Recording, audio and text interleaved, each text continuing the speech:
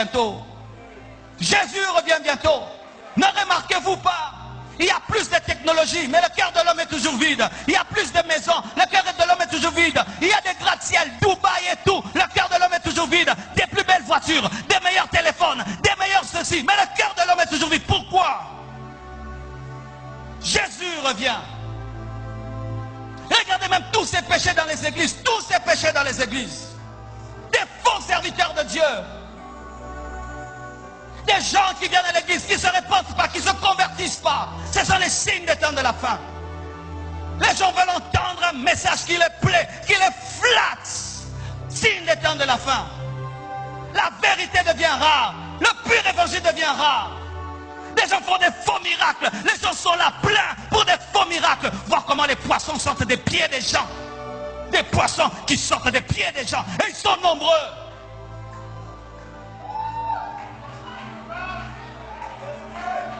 Des signes des temps de la fin. Église.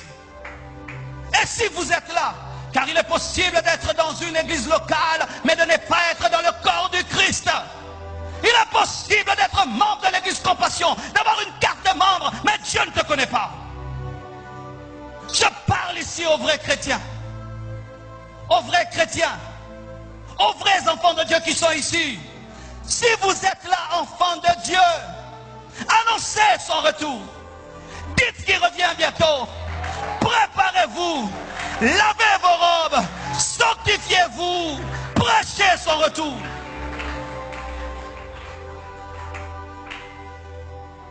Si la première église a reçu l'onction le jour de la Pentecôte, il y a une onction plus grande qui va venir sur la dernière église, qu'on appelle la pluie de l'arrière-saison, qui sera plus forte et plus grande, car nous devons avoir la puissance. Un réveil est en train de naître, un plus grand réveil que le réveil de Pierre, un réveil qui prépare la maturité de l'église, car Jésus-Christ ne peut enlever une église qui n'est pas mature. Et c'est un réveil puissant qui est en train de venir, afin de préparer l'église au retour de Jésus.